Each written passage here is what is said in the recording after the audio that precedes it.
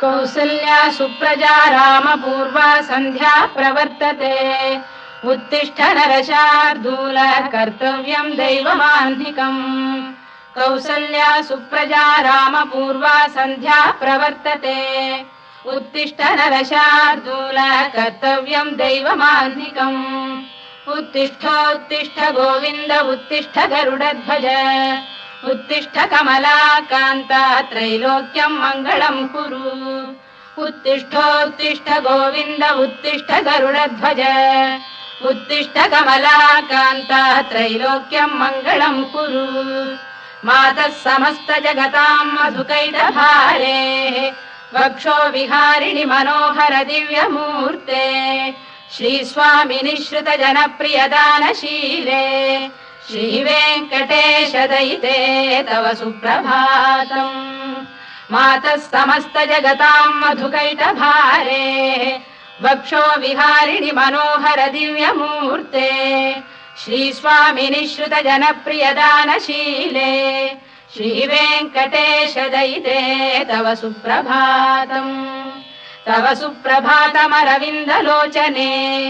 भवतु प्रसन्न मुख चन्द्रमण्डले विधिशङ्करेन्द्रवनिताभिरर्चिते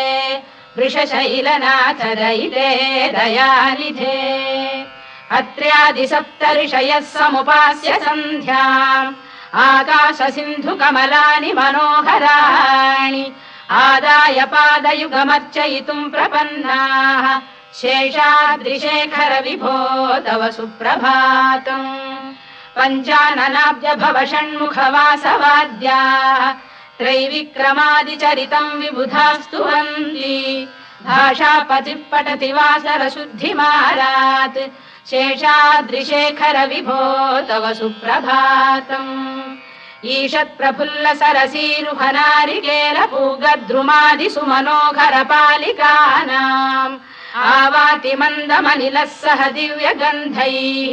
शेषाद्रिशेखर विभो तव सुप्रभातम् उन्मील्य नेत्रयुगमुत्तम पञ्जरस्थाः पात्रावशिष्ट कदलीफलपायसानि भुक्त्वा सलीलमथ केलिशुकाः पठन्ति शेषाद्रिशेखर विभो तव सुप्रभातम् तन्त्री प्रकर्ष मधुरस्वनया विपञ्च गायत्यनन्दचरितम् तव नारदोऽपि भाषा समग्रमसहृत्करचार रम्यम् शेषाद्रिशेखर विभो तव सुप्रभातम् भृङ्गावळी च मकरन्दरसानुविद्ध झङ्कार गीत निनदैः सह सेवनाय गिर्यात्युपान्त सरसी कमलोदरेभ्यः शेषाद्रिशेखर विभो तव सुप्रभातम् योषा गणेन वरदध्नि विमथ्यमाने घोषालयेषु दधिमन्थन तीव्र घोषाः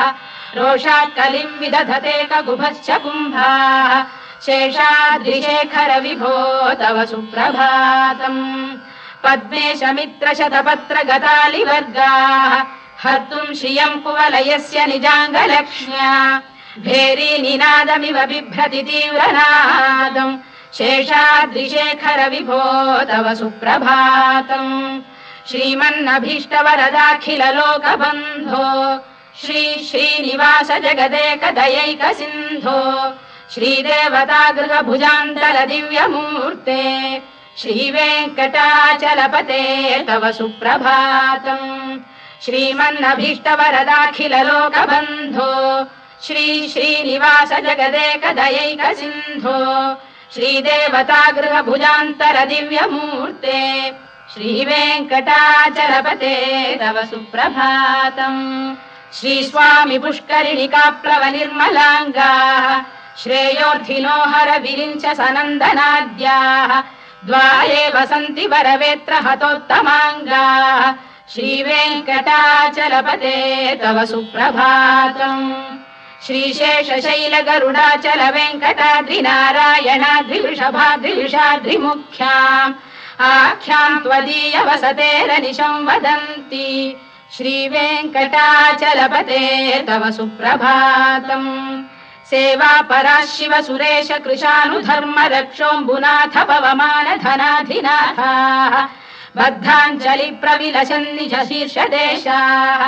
श्रीवेङ्कटाचलपते तव सुप्रभातम् घाटीषु देवि खगराज मृगाधिराज नागाधिराज गजराज हयाधिराजाः स्वस्वाधिकार महिमाधिकमर्थयन्ते श्रीवेङ्कटाचलपते तव सुप्रभातम् सूर्येन्दुभौम बुधवाक्परिकाव्यसौरि स्वर्भानुकेतु दिविषत्परिषत्प्रधानाः त्वद्दासदास चरमावधिदासदासाः श्रीवेङ्कटाचलपते तव सुप्रभातम् त्वत्पादधूलिभरितस्फुरितोत्तमाङ्गाः स्वर्गापवर्गनिरपेक्ष निजान्तरङ्गाः कल्पागमाकलनयाकुलताम् लभन्ते श्रीवेङ्कटाचलपते तव सुप्रभातम् त्वद्गोपुराग्रशिखराणि निरीक्षमाणाः स्वर्गापवर्गपदवीम् परमाम् श्रयन्तः मर्त्या मनुष्य भुवने मतिमाश्रयन्ते श्रीवेङ्कटाचलपते तव सुप्रभातम् श्रीभूमिनायक दयादिगुणामृताब्धे देवादिदेव जगदेक शरण्यमूर्ते श्रीमन्ननन्त गरुडादिभिरर्चिताङ्घ्रे श्रीवेङ्कटाचलपते तव सुप्रभातम् श्रीपद्मनाभ पुरुषोत्तम वासुदेव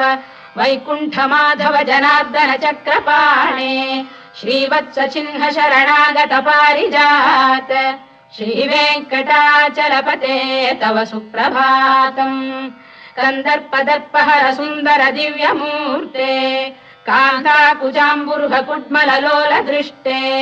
कल्याण निर्मल गुणाकर दिव्य कीर्ते श्रीवेङ्कटाचलपते तव सुप्रभातम्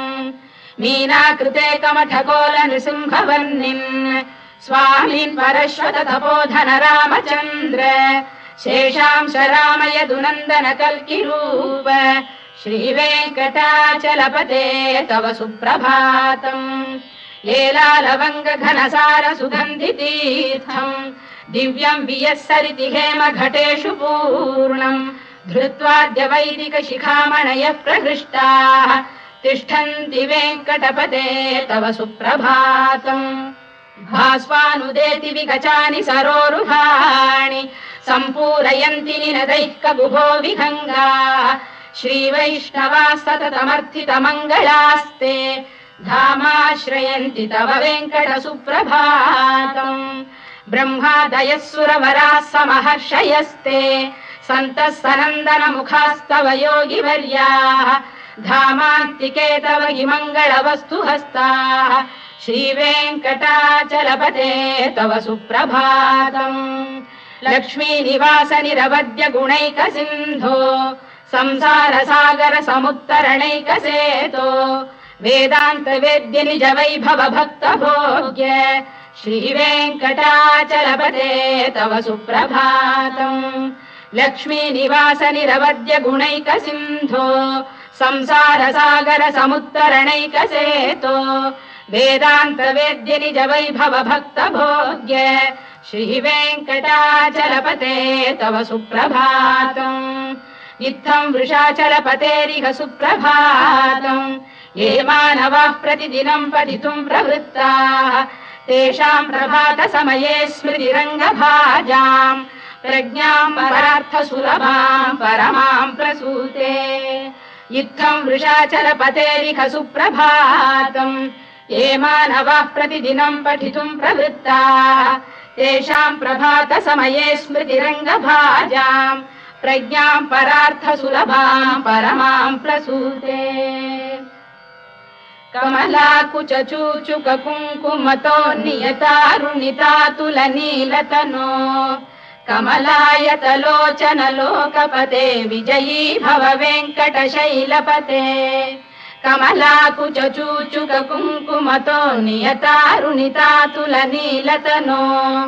कमलायतलोचन लोकपते विजयी भव वेङ्कटशैलपते सचतुर्मुख षण्मुख पञ्चमुख प्रमुखाखिल दैवत मौलिमणे शरणागतवत्सलसारनिधे परिपालय मां वृषशैलपते अतिवेलतया तव दुर्विषहैरनुवेलकृतैरपराधशतैः भरितं त्वरितं वृषशैलपते परया कृपया परिपाहि हरे अधिवेङ्कटशैलमुदारमतेर्जनताभिमताधिकदानरतात् परदेवतया गदितान्निगमै कमलादयितान्न परं कलये कलवेणुरवावशगोपवधूशरकोटिवृता स्मरकोटिसमात् रतिवल्लविकाभिमतात् सुखदात् वसुदेवसुतान्न परं कलये अभिराम गुणाकरदाशरथे जगदेकधनुर्धर धीरमते रघुनायक राम रमेश विभो वरदो भवदेव दया जलधे अवनीतनया कमनीयकरं रजनीकर चारुमुखाम्बुरुहम् रजनीचर राजतमो मिहिरं महनीयमहं रघुराममये सुमुखं सुहृदं सुलभं सुखदं स्वनुजं च सुखायममोघशरम् अपहाय रघुद्वहमन्यमहं न कथञ्चन कञ्चन जातु भजे विना वेङ्कटेशं ननाथो ननाथः सदा वेङ्कटेशं स्मरामि स्मरामि हरे वेङ्कटेश प्रसीद प्रसीद प्रियं वेङ्कटेश प्रयच्छ प्रयच्छ विना वेङ्कटेशं ननाथो ननाथः सदा वेङ्कटेशं स्मरामि स्मरामि हरे वेङ्कटेश प्रसीद प्रसीद प्रियं वेङ्कटेश प्रयच्छ प्रयच्छ अहं दूरतस्ते पदाम्भोजयुग्म प्रणामेच्छयागत्य सेवां करोमि सकृत्सेवया नित्यसेवा फलं त्वं प्रयच्छ प्रयच्छ प्रभो वेङ्कटेश अज्ञानिना मया दोषानशेषान् विहितान् हरे क्षमस्वत्वं शेषशैलशिखामणे अज्ञानिना मया दोषानशेषान् विहितान् हरे क्षमस्वत्वं शेषशैलशिखामणे ईशानां जगतोऽस्य वेङ्कटपतेर्विष्णोः परां प्रेयसीं तद्वक्षस्थलनित्यवासरसिकां तत्क्षान्तिसंवर्धिनीं पद्मालङ्कृतपाणिपल्लवयुगां पद्मासनस्थां श्रियम् वात्सल्यादिगुणोज्ज्वलां भगवतीं वन्दे जगन्मातरम् ईशानां जगतोऽस्य वेङ्कटपतेर्विष्णोः परां प्रेयसीं तद्वक्षस्थलनित्यवासरसिकां तत्क्षान्तिसंवर्धिनीं पद्मालङ्कृतपाणिपल्लवयुगां पद्मासनस्थां श्रियम् वात्सल्यादिगुणोज्ज्वलां भगवतीं वन्दे जगन्मातरम् श्रीमन्कृपाजलनिधे कृत सर्वलोक सर्वज्ञ शक्तनतवत्सल सर्वशेषिन् स्वामिन् सुशील सुलभाश्रित पारिजात श्रीवेङ्कटेश चरणौ शरणं प्रपद्ये श्रीमन्कृपाजलनिधे कृत सर्वलोक सर्वज्ञ शक्तनतवत्सल सर्वशेषिन् स्वामिन् सुशील सुलभाश्रित पारिजात श्रीवेङ्कटेश चरणौ शरणं प्रपद्ये आनूपुरार्पित सुजात सुगन्धि पुष्प सौरभ्य सौरभकरौ समसन्निवेशौ सौम्यौ सदानुभवनेऽपि नवानुभाव्यौ श्रीवेङ्कटेश चरणौ शरणं प्रपद्ये सद्यो विकासि समुदित्वर सान्द्र राग सौरभ्य निर्भर सरोरुह साम्यवार्ताम् सम्यक् शुसाहसपदेषु विलेखयन्तौ श्रीवेङ्कटेश चरणौ शरणं प्रपद्ये रेखामयध्वज सुधाकलशातपद्रवज्राङ्कुशाम्बुरुहकल्पकशङ्खचक्रैः भव्यैरलङ्कृततलौ परतत्त्वचिह्नैः श्रीवेङ्कटेश चरणौ शरणं प्रपद्ये ताम्रोदरद्युतिपराजित पद्मरागौ बाह्यैर्महोभिरभिभूत महेन्द्रनीलौ उद्यन्नखांशुभिरुदस्त शशाङ्कभासौ श्रीवेङ्कटेश चरणौ शरणं प्रपद्ये सप्रेम भीति कमलाकर पल्लवाभ्याम् संवाहनेऽपि सपदिक्लममादधानौ कान्थाववाङ्मनस गोचरसौ कुमार्यौ श्रीवेङ्कटेश चरणौ शरणम् प्रपद्ये लक्ष्मी महीतदनुरूप निजानुभाव नीलादि दिव्य महिषीकर पल्लवानाम् आरुण्य संक्रमण किल सान्द्र रागौ श्रीवेङ्कटेश चरणौ शरणम् प्रपद्ये निद्यानमद्भि शिवादि किरीट कोटि प्रत्युक्त दीप्त नवरत्न महप्ररोहैः नीराजना विधिमुदारमुपादधानौ श्रीवेङ्कटेश चरणौ शरणम् प्रपद्ये विष्णु पदे परम इत्युदित प्रशंसौ यौ मध्व उत्स इति भोग्यतयाप्युपातौ भूयस्ततेति तव पाणितल प्रतिष्ठौ श्रीवेङ्कटेश चरणौ शरणम् प्रपद्ये पार्थाय तत्सदृश सारथिना त्वयैव यौ दर्शितौ स्वचरणौ शरणम् व्रजेति भूयोऽपि मह्यमिहतौ करदर्शितौ ते श्रीवेङ्कटेश चरणौ शरणम् प्रपद्ये मन्मूढिकालियपणे विकटाटवीषु श्रीवेङ्कटाद्रिशिखरे शिरसि श्रुतीनाम्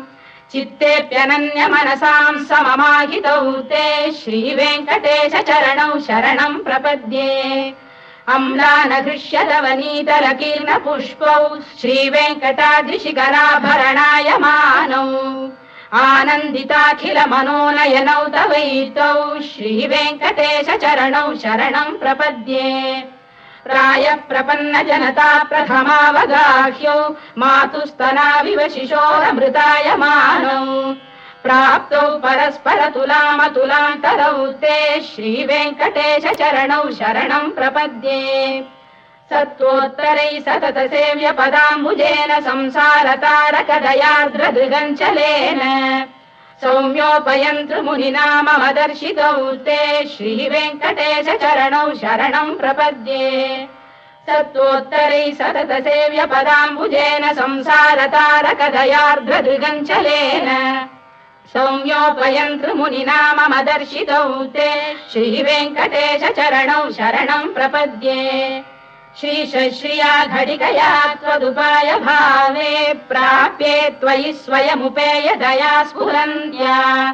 नित्याश्रिताय निरवद्य गुणाय तुभ्यम् स्याम् किङ्करो वृषगिरीश न जातु मह्यम् श्रीशश्रिया घटिकया त्वदुपाय भावे प्राप्ये त्वयि स्वयमुपेय दया स्फुरन्त्या नित्याश्रिताय निरवद्य गुणाय तुभ्यम् स्याम् किङ्करो वृषगिरीश न जातु मह्यम्